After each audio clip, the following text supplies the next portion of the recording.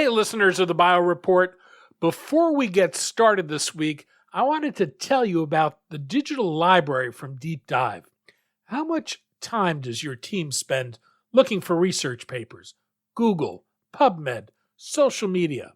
There's got to be a better way.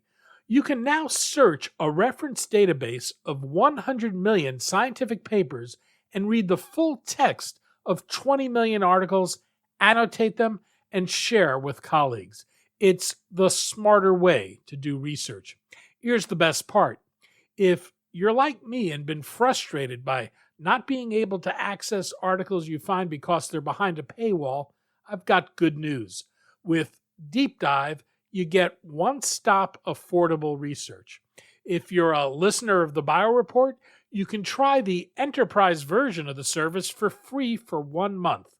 Go to deepdive.com/podcast and enter the code BioReport.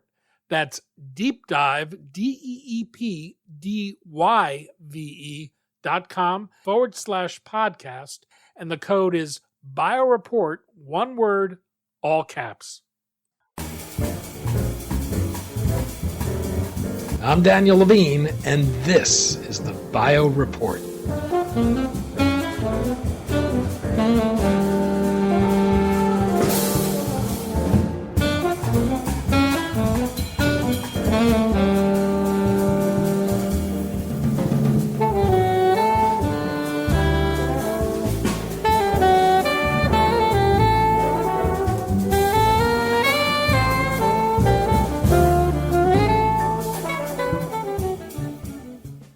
Psychedelics have become an area of increasing investment in drug development activities as an emerging group of companies is working to develop these compounds as treatments for neurologic and psychiatric conditions. That's because of the ability of these drugs to target serotonin, which plays a critical role in the regulation of cognitive function, emotions, memory, and the sleep-wake cycle. Bright Minds Biosciences is developing a pipeline of psychedelics as the next generation of serotonin modulators to treat neuropsychiatric, seizure, and pain disorders by restoring serotonin activity to normal levels. We spoke to Gideon Shapiro, Vice President of Discovery at Bright Minds Biosciences, about the role serotonin plays in the health of the brain, why psychedelics have emerged as compelling therapeutics for a range of conditions, and the company's pipeline of drugs in development.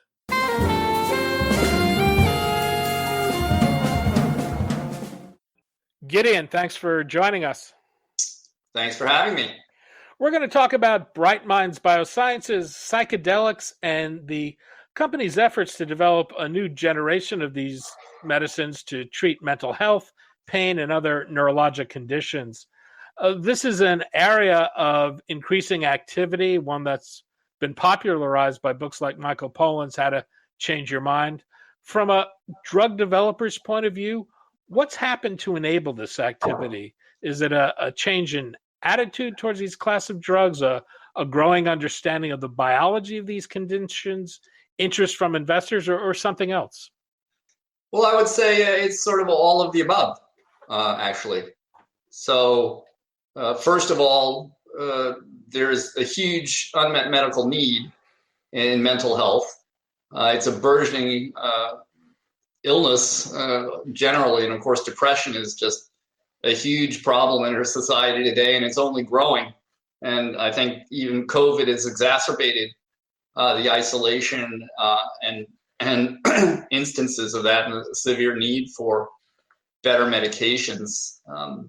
And essentially, up until recently, for at least for depression, there have been really no drugs that could treat major depressive disorder.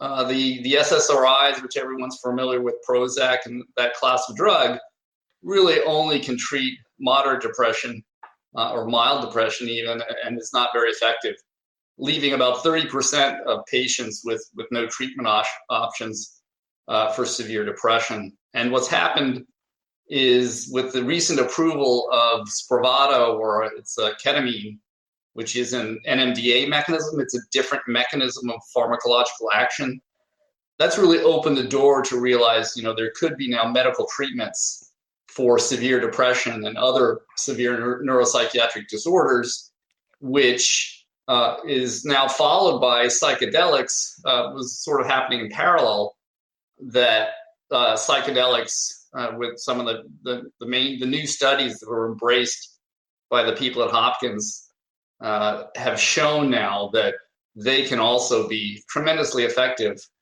for major depressive disorders and PTSD. So that really has opened the door now. The fact that there's such a medical need that's recognized, plus the destigmatization of psychedelics and these really pioneering research groups who really picked up the ball about 10 years ago and run with it and done these studies, have really opened the way for sort of a sea change in looking at psychedelics now, not just as drugs of abuse, but as really powerful medicines. So I think that really the combination of those two, plus the science of looking at these things not as drugs of abuse, but as pharmacological agents. With now we know more about the pharmacology, the mechanisms of action, which in terms of real pharmaceutical drug design means there's a path. It's not just mystical. There's actually a scientific path to understanding how they work and using this first generation of psychedelics like psilocybin, but then advancing beyond that to new generations that are even better, safer, and can be used to really address millions of patients in a mainstream way. There's a certain sex appeal to taking these once illicit drugs like LSD and psilocybin and putting them to tackle conditions with large unmet medical needs. Do we need a new term other than psychedelics for these drugs? Should we be thinking them as serotonin regulators rather than psychedelics? Yeah, I think that that's an interesting question. I mean, I think that will just happen. I think they'll be called serotonin modulators, or eventually probably some other acronym will come into favor for them. And of course, the psychedelics themselves have been through this soul-searching nomenclature of should they be entheogens or Greek names that relate to gods, etc. Again, I don't like to get too caught up in that. All we sort of care about is, does the medicine work? We're not going to worry about the names. I think, again, if you have a great medicine and it treats severe diseases, the name will be secondary. The main thing is make a great medicine. If it works, the rest will follow. Well, maybe we should take a step back. What is serotonin and what's its function? So serotonin is a fundamental neurotransmitter. So it's otherwise has another name that's more scientific, which is 5-HT, meaning 5-hydroxytryptamine. That's the name of the chemical structure. And it's a fundamental neurotransmitter, not only in the brain, but in the whole body. So it relates to sero, blood, and tonin, meaning constriction. It was originally really associated with vasoconstriction. And since then, we've done a lot more molecular biology, pharmacology, and it's a fundamental neurotransmitter in the brain. And everybody knows it for the SSRIs, which essentially means selective serotonin reuptake inhibitors. So we all know that serotonin, or many people, is sort of the happy drug, that if you can increase serotonin signaling in the brain, it's a way to treat mental health disorders with that class of drug. And the real breakthrough that's happened since then is there are many, many molecular subtypes of serotonin. So serotonin itself is a broad band, if you will, non-selective hammer that affects all of these different receptors and signaling. And what we're able to do now with the modern molecular biology is understand all these different subtypes of receptors that create these signals and target, like a laser, essentially, the targeting of these receptors for specific diseases. That's really the big breakthrough in the last 30 years since SSRIs were discovered. As a target, serotonin can have many different receptors. How well understood are these receptors, and are they all of interest, or are there only a handful that you're targeting within your pipeline? So at Bright Minds, we're targeting one subclass called 5-HT2. So essentially you have anywhere from 5-HT1 all the way to 7, and each of those in turn have subtypes themselves. So there are actually drugs on the market for 5-HT, as we know. You may know 5-HT3, for example, is a target for antagonizing for nausea. If you're a cancer patient, that's a drug that's approved. So they're already within this big family of drugs on the market. 5-HT2 is really interesting because that's what there are 3 subtypes of 5-HT2, and there's 5-HT2A, 2B, 2C. And what we know now from more recent research is for psychedelics, or the psychedelic activity in psychiatry applications, this 5-HT2A subtype is really what you want to selectively target with the drug. And the downside of 5-HT2 to date has been there's a very closely related subtype called 5-HT2B, which is located on the cardiac heart valves and is well known to cause cardiovalvulopathy, a toxicity that's been associated actually with lethal outcomes and has resulted in other drugs being pulled off the market as a side effect. Fenfluramine being the most famous of them, the diet drug fen-phen was pulled off the market once that was discovered that it was having that unselective action. So we are targeting that family and really making this class of psychedelic drugs selective for 5-HT2A. The current psychedelic generation is unselective. So psilocybin, LSD, they all hit this cardiotoxic 5-HT2B subtype. And so they have limited scope and can only be administered in a very limited way. Currently, only 2 administrations are used in clinical trials, and the regulators will be paying very close attention and restricting the use of those drugs within a very safe framework. And so there's another subtype called 5-HT2C, which has other applications. It's a non-psychedelic receptor, but has uses in pediatric epilepsies just recently discovered, as well as other neuropsychiatric applications in impulse disorders. So as a company, we're focusing on this psychedelic class of drugs, 5-HT2A, that has safety and selectivity that are selective versus the 5-HT2B. And then we've got this other portfolio of drugs that we've inherited, essentially licensed from the University of Chicago. Our other co-founder, Alan Kozakowski, researched for 10 years in this field. And we have a nice patented class of new drugs for that target. So that's really the name of the game. We're trying to make safer drugs to reach the millions of patients that can profit from these medicines in that 5-HT2 subclass of serotonin targets. The reason people have traditionally used these drugs from a historical perspective has been the hallucinatory effects. In the case of the conditions you're treating, I imagine those effects would be considered unwanted side effects. How linked to the therapeutic benefits are those aspects of the drugs, and do you either through dose or design seek to eliminate that aspect of the drugs? So we believe, and also from the historic experience with ketamine, that it will be essentially impossible to dissociate completely the psychedelic effect from the therapeutic effect. So what we know is that essentially what you have in these diseases is you can look at the brain as a complete holistic neurocircuit. And what they're doing is in depression, you have a dysfunctional circuit, so a noisy system. And what these drugs are able to do are reset the system, right? And it's really a trigger effect. It's not, you don't need to take the drug. Obviously, one or two treatments can be long lasting. This is the paradigm shift with these medicines. They're almost like a chemical electroshock, if you will, where you're coming in, they're able to somehow reset the brain into normal function for a period of time. And then you have obviously a drift into dysfunction. These are fundamental diseases. You're not going to cure them. You're going to, just like any other therapy, eventually need to reset in this dysfunctional circuit view of neuropsychiatric disorders.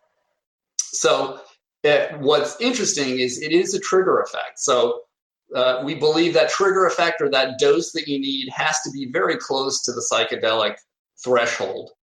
We don't believe in low doses. It's clear the pharmacology is associated with sort of a threshold effect, but then it doesn't have to last long. So the real key, the other approach that we're doing, is trying to get the half-life or the duration of action down where patient compliance will be much more convenient. So currently, psilocybin, let's say you have to be captive for 6 hours before you can be released. The duration of that trip or the psychedelic experience is rather long, and one of the key aspects to making this more mainstream and for a patient to be able to go into a therapy session and not have to stay for 2 hours is to engineer the duration of action, the so-called half-life of the drug, which we know how to do, to be a reasonable, manageable session of, let's say, 2 hours. So there's no need for a long experience. You just have to reach a threshold, and then you have your reset, and you can be released. So that's really the other goal. Is one is safety, as we said, so that you can take whatever dose and frequency you need for your treatment. That is key. And the other is duration of action for compliance and convenience, that you're not held captive for 6 hours or more, that you can go in, be treated, and be released in a reasonable time frame. So the psychedelic, the bottom line and simple answer is essentially the psychedelic effect is key, or cannot be dissociated, in our opinion. If it is, it's a razor's edge and essentially semantics to whether you can have that or not. You're working to produce next generation psychedelics. Walk me through the drug design process. What's the approach? Do you start with a known scaffold and create a library of molecules to screen? What properties do you look for in drug candidates? So the way we do this is, and it's very interesting, is we look for lead chemists or medicinal chemists, drug designers. We start with lead molecules. And then those lead molecules, which are known, let's say, are not selective, you then need a screening system, essentially, to screen, design, and do a molecular biology or a cell-based assay on the cloned human receptor that's expressed. So you have a system where you've got these different clones of 5-HT2A versus 2B and 2C. You express those. You then take your drug and you test them for functional activity in that cell, and then you look for a therapeutic index, right, where it acts on the one versus the other with an index of ideally 100-fold. So that is the process of how you screen. And very interestingly, everybody's wanted not to have 5-HT2A activity as a psychedelic effect. And all of the literature, including all the anecdotal books that were written, like people like Shulgin in the past, they didn't have the molecular biology tools to do that. So what we've done is we've actually gone back and made the hundreds of known psychedelics, designer drugs, and all that's out there, and created a database of activity and what we call structure-activity relationships. You'll often hear people use the word SAR. So first you need to understand the SAR when you modify the molecule, what changes do what as a basis for doing that. And nobody had actually done that before. So we've actually gone back and recreated the hundreds of known analogs of tryptamines and different psychedelic compounds, and already generated an understanding of what molecular changes do what to the selectivity. So it's a very empirical process, but the key to the whole success is having the screening systems in place that are highly sophisticated. And we have really the state-of-the-art leaders in pharmacology. We've got Professor John McCorvey, who's really been in this space and is a leader in the field of molecular biology and how these signals get transmitted to test our compounds. And then you need experts into understanding whether that activity translates to psychedelic activity. And for that, you need some very sophisticated animal rodent models of psychedelic activity that are accepted. So that's what we have. We've got all those pieces of basic biology and an understanding of the medicinal chemistry of the structure activity of tryptamines and psychedelic compounds and really have gotten the knowledge of how to design a drug that does what we want. Your lead experimental therapies target the 5-HT2C receptor. These are in preclinical development for 4 indications that all seem quite different. This includes an undisclosed seizure disorder, opioid use disorder, binge eating disorder, and Alzheimer's. Is there a common link in these conditions? Yeah. So actually, I can say that undisclosed disorder, that's Dravet. So that's not a big secret anymore. That is established. Again, we sort of approach this empirically. This is not new. This field is well known with over 2 decades. So actually, interestingly enough, the 5-HT2C field started out in impulse disorders at Hoffmann La Roche at Roche, and then migrated to the field became interested in obesity. So there was a drug on the market called lorcaserin or Belvic from Arena that was positioned for obesity. So as you can see, that this mechanism 5-HT2 and 2C is fairly fundamental in the brain and has multiple potential downstream effects. So that's not unusual. And we've just focused on the pediatric epilepsies, are just very exciting because that's really just emerged and is just a great indication, especially for a startup company like ours. So the rest of the pharmacology and neuropsychiatry is very well established. The pediatric epilepsy was relatively new.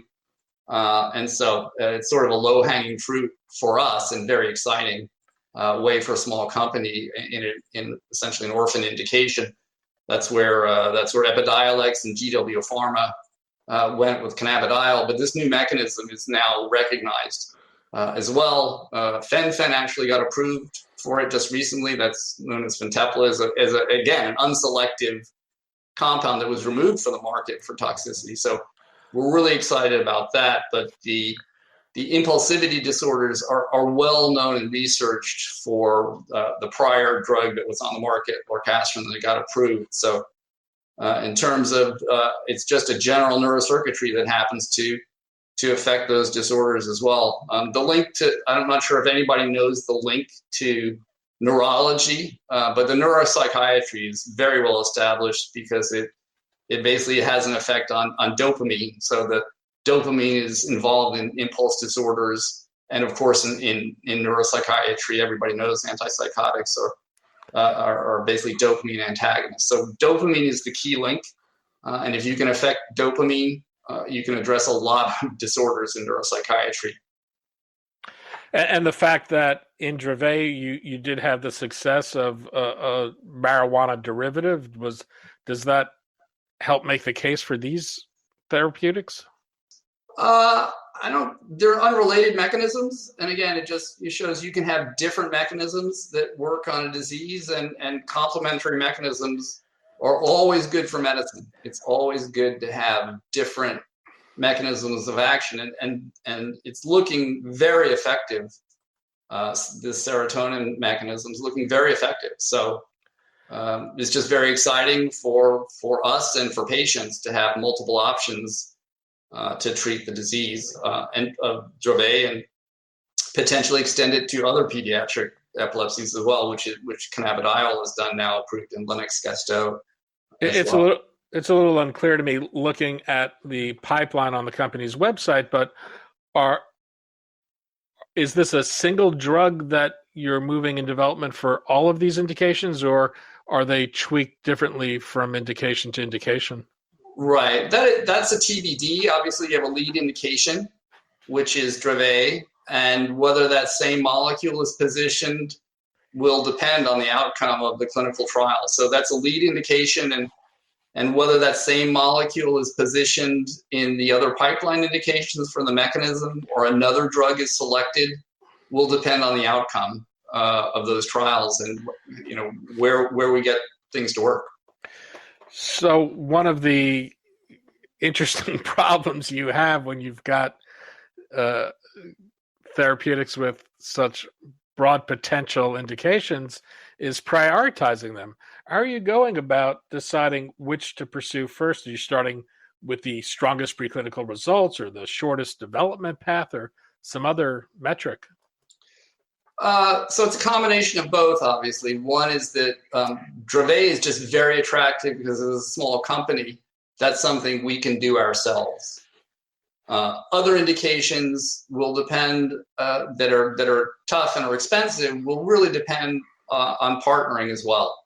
So we've seen a lot of interest in therapeutic partnering, in strategic indications, and a lot of what happens will be driven by what kind of corporate partnerships, alliances, and at a business end is as much a driver of what we will do versus the science. So it's going to be a combination of science and business and priorities, and clearly the psychedelics as well.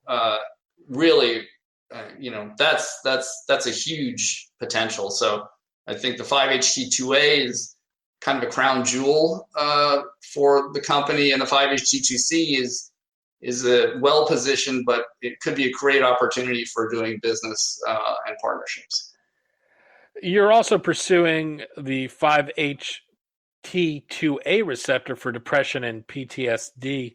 How does this differ from 5-HT2C and as far as its roles and effects?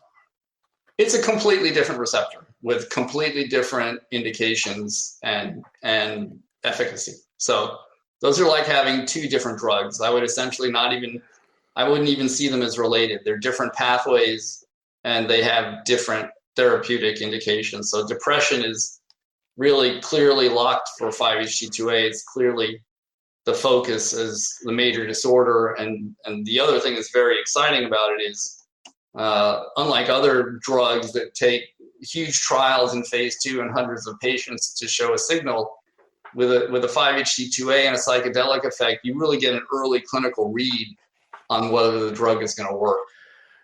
But in terms of targeting these specific indications with that specific receptor, is it based on existing scientific literature, what drugs are already used? So seminal studies have shown with PET imaging, which is a way to look in the brain of what drug is acting at what receptor, that the 5-HT2A receptor occupancy of this receptor in the brain directly correlates to the psychedelic experience. So we know, at least from a psychedelic standpoint, or the psychedelic effect, that the 5-HT2A subtype of receptor is the target you want to hit.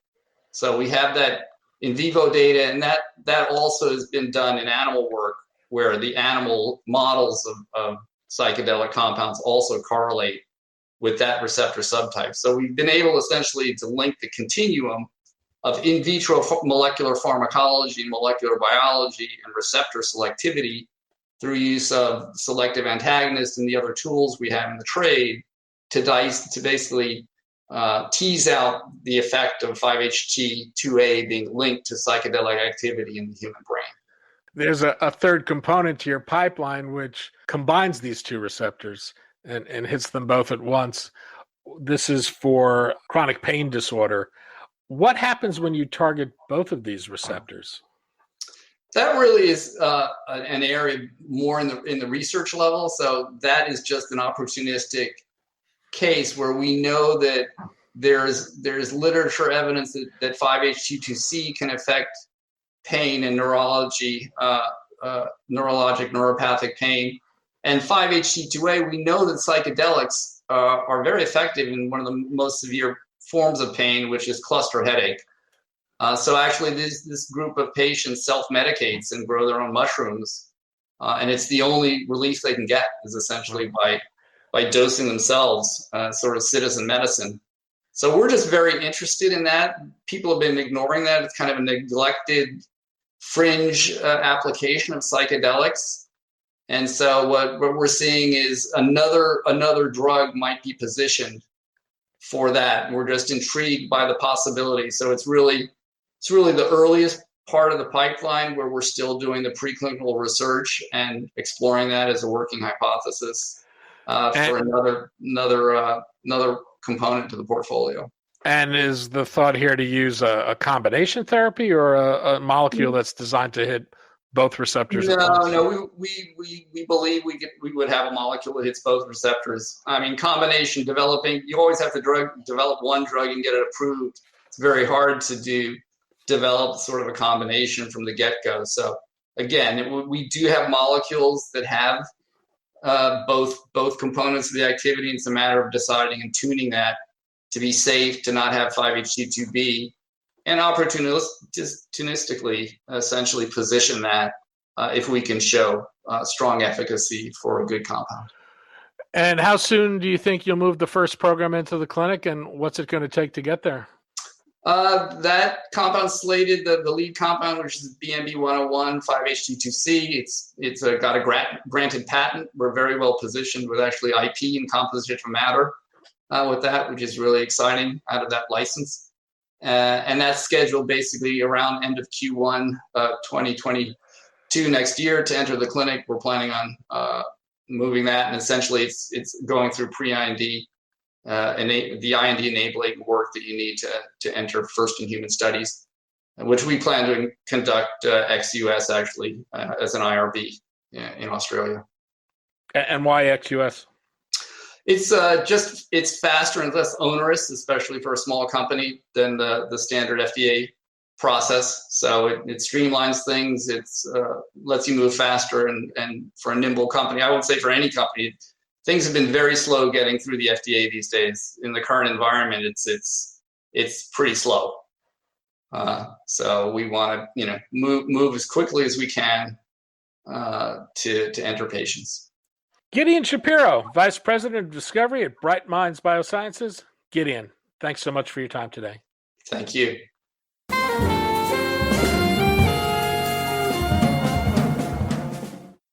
Thanks for listening. The Bio Report is a production of the Levine Media Group. To automatically download this podcast each week, subscribe to our RSS feed or through iTunes or other podcast manager. To join our mailing list, go to levinemediagroup.com. We'd love to hear from you. If you want to drop us a line or are interested in sponsoring this podcast, send email to danny@levinemediagroup.com. Special thanks to Jonah Levine, who composed our theme music, and the Jonah Levine Collective, which performs it.